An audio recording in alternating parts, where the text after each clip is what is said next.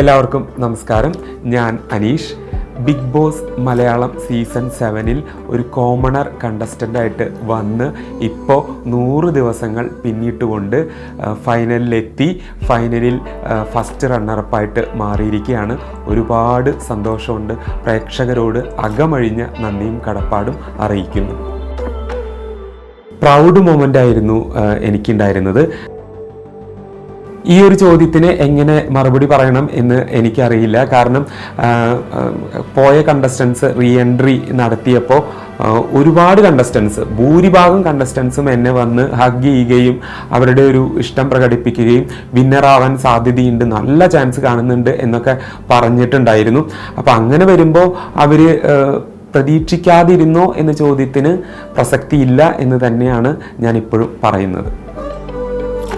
Smartest player ആയിരിക്കണം എന്നുള്ളതാണ് എൻ്റെ ഒരു പേഴ്സണൽ ഒപ്പീനിയൻ.